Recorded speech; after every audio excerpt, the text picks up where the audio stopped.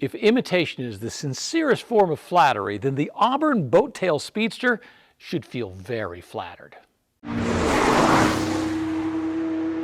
Hi there, Rick DeBrule with another chapter in the automotive evolution, here once again at the Martin Auto Museum, a great collection in Phoenix, more than 170 cars that tell all kinds of interesting stories, like this one right here. It's an Auburn Boattail Speedster. Don't call it a replica, we'll call it a second generation.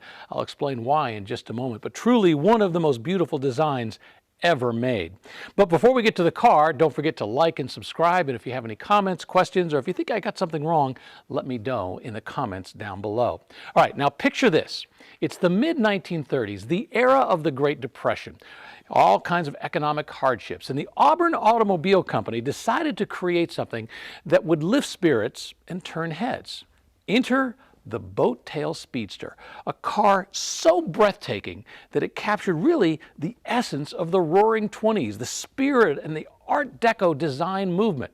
The Boattail Speedster, as the name suggests, boasts a distinctive boat tail rear end. It resembles the sleek lines of a speedboat. Now, this wasn't just for show. It was all about aerodynamics as well. The streamlined design reduced drag, allowing the car to glide effortlessly through the air. Those sweeping curves, well, those were pure automotive art. Let's call them curves of steel. The Speedster was styled by Gordon Buehrig. Now, he's famed as a car designer for his work at Duesenberg and Cord. And his designs were characterized by their streamlined aerodynamic shapes. They set new aesthetic standards, and they also pushed the boundaries of automotive technology.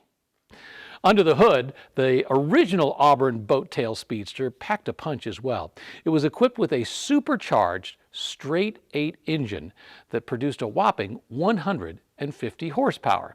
Now, I know what you're going to say. Today, we don't think of 150 horsepower as very much, at least not by today's standards when we have cars that are getting 600, 700, 800 horsepower out of the factory. But back then, well, it was a game changer. This car, this beautiful machine, could reach speeds of up to 100 miles an hour, making it one of the fastest cars of its time. But speed and style were not the only things this car had going for it. The interior, well, it was a masterpiece of luxury and craftsmanship. Picture plush leather seats, intricate wood trim, and a dashboard adorned with Art Deco gauges. Once again, it was just a rolling piece of art that made you feel like a movie star every time you slid behind the wheel. And to be honest with you, there were an awful lot of movie stars that were sliding behind the wheel of these cars. And it wasn't just looking good going fast. It was a technological marvel. It featured advanced engineering for its time, including a Columbia dual ratial rear axle, which allowed drivers to switch between high and low gears for better performance. It took what was a 3-speed transmission, effectively made it a 6-speed transmission. And of course, no discussion about the Auburn Boattail Speedster would really be complete without mentioning its legacy. That's right, the fact that that boat tail was used decades later. Remember the Corvette? That's right, those mid-year Corvettes, 63 to 1967. How about that third generation Buick Riviera with that boat tail that goes out the back? We've seen it used other times, but this Boattail Speedster was the car that really put it on the map. Let's take a walk around and look at the styling of the Auburn Boattail Speedster. This was actually created by a gentleman by the name of Gordon Buehrig. Buehrig was truly one of the greatest designers of the 20s and the 30s. Before he worked on this car, he worked for Packard, he worked for Stutz, he worked for Duesenberg, he designed the Cord, and then at a certain point he was drafted to design this car. And I don't think there's any question at all but that this nailed it. When you look at the previous versions of the Speedster, even though they had that boat tail, they were still just a little blocky. This one, well, this has a swooping elegance. As you sit here and look at it, it looks like it's just moving fast, even though it hasn't gone anywhere. And of course, we call this a boat tail because back in those days, boats had a very sharp tail. Today, most boats we see, well, they're pretty flat in the back. But back then, well, it had this great looking style in terms of the boat tail that came back. And look at these sweeping fenders and these flat planes that go along beside of it. Obviously, it was a convertible. You could sit here and enjoy it as it went by. And the other thing I love about this car is the rake. And notice the way the back is lower and then as it swoops along, it raises and gets higher all the way up until the very front where that hood ornament is. It just looks like it's moving fast every second when you see it, even if it's not going anywhere. Of course, the styling was enhanced by the fact that it used the exhaust pipes coming out the side of the engine. Now, on this second generation, these are not functional. There's actually an exhaust that goes underneath the car. But for the real thing, those would have been the actual exhaust. By the way, usually when you see a replica, it has the exhaust pipes coming out of both sides, and that means it's a replica. The original only had the exhaust coming out of one side. So if you see one and there's exhaust pipes coming out of both sides of the engine compartment, yeah, it is a replica or a second generation of the beautiful Auburn Boattail Speedster. Now, as I mentioned, this is a much more modern version of that original Auburn Boattail Speedster. In this case, we have a 350 cubic inch Chevrolet engine in there. By the way, in talking with my good friend Steve Mignante, who knows all things automotive, he believes this is not a Chevy engine, but actually a Buick-sourced engine that would have been put into this Auburn replica. Let's get back to the Auburn engine, because right before this they were using a Lycoming V12 engine, and that was the engine that they had really kind of built their name on for quite some time. But at a certain point they weren't able to get those anymore, and they decided they needed to change. So they were able to take a look at the old engine they had, a 6-cylinder engine, get August Duesenberg, you've heard that name before, Duesenberg, a great engineer, to come in and literally stretch that 6-cylinder engine into an 8-cylinder engine. They got Schwitzer Cummins, which was a company that did supercharging, to come in and add a supercharger, and that's how they came up with the 150 horsepower that really made this a significant engine. Not too big, just kind of the right size and absolutely the right performance for what they were trying to achieve. The Auburn Boattail Speedster was more than just beautiful, it was also a lot of performance. Remember I mentioned that 150 horsepower engine up front? They actually set a lot of land speed records with this car back in the day. And every car, supposedly, before it left the factory, was tested to make sure it was capable of going fast. And on every car, there was a plaque. And it says, this certifies this Auburn automobile has been driven 100.1 miles per hour before shipment, signed by Ab Jenkins. Ab Jenkins was a race car driver back in those days, famous for setting records at the Bonneville Salt Flats, and he set more than 70 records in this car back in those days. So the story I've heard, though, is that not every one of these actually was tested to that speed. Supposedly, I read once it was only like 20%, but at least you knew it was potentially capable of that. And the fact that it had that plaque and had been certified, well, that's all you needed to know. By the way, fun fact about Ab Jenkins is that in addition to being a race car driver and very successful at setting speed records, he later became the mayor of Salt Lake City in the early 40s. But even when he was mayor, he was still out on the flats setting more records. Okay, so why do I keep calling this a second-generation Boattail Speedster and not a replica?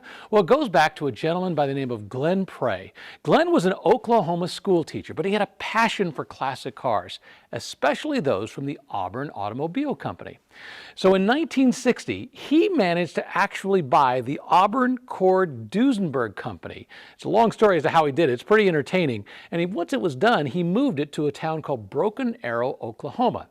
Now, at one point, he decided he wanted to do more than just sell cars. He started building replicas of the famous coffin nose Cord 810, the 812s. Beautiful car designed by Gordon Buick. Now, that worked great for a while, but in the mid-60s, Prey decided to bring back the legendary Auburn Boattail Speedster, but with a modern twist. He started producing second-generation Boattail Speedsters known as the 866 models, using original Boattail bodies as the basis. He actually took the molds off of those. Now, these cars were built with absolutely meticulous attention to detail. He wanted to ensure that he stayed true to the original designs while incorporating some modern engineering and modern components. And what's really interesting is that a lot of the early cars actually used real Auburn parts from his storehouse. By the way, the 866 Boattail Speedsters were originally powered by Ford's big block V8 engines. They were mated to automatic transmissions, and they had very luxurious interiors with black leather seats and chrome details. Prey's company produced more than 130 of the stunning replicas, pardon me, second generations between 1966 and 1981. And each car truly a tribute to that iconic 851 and 852 model Boattail Speedster with the elegance and the performance. Significantly, the 866 name actually means something. 8 stood for 8-cylinder. 66 was the year he started building it in 1966. While this car does have the 866 badge on the grille, it may not be an original 866 second generation car. I was talking with the grandson of Glenn Prey, Adam Prey, who still runs the Auburn Duesenberg Company back in Oklahoma. And he said, while this looks like a very nice replica, it's probably not an original 866. The first clue was under the hood. Instead of that General Motors sourced engine, it should have had a Lincoln engine. And there are some other clues, he says, as you go back through the rest of the car that make him think that this probably was not an original Glenn Prey car. Once again, one of the many replicas that was made that unfortunately Glenn Prey didn't make any money off of when he started that replicar fad. By the way, here in the museum, we also have a replica of an 810 Cord that was designed by Gordon Burig. And as you look at those fenders, look at those pipes coming out the side, look at the sloping lines in the back, you can see a lot of the similarities that Gordon Burig put into the Speedster that he made with the 851 and 852 editions in the mid-1930s. While Auburn made some amazing cars, ultimately they were not able to survive the effects of the Depression on the American economy. Although, interestingly enough, in 1930 they actually sold a large number of cars immediately after the Depression. And that had to do with the fact that the Auburn, while it was a spectacular car and looked beautiful, was actually fairly inexpensive for a luxury car in its day.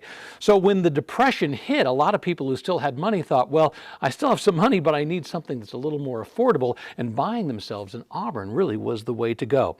Now, as I mentioned, the company itself went out of business in 1937, and there were a lot of reasons why, not just that, but there were some problems with the gentleman who owned it, Cord. He had some issues with the Securities and Exchange Commission.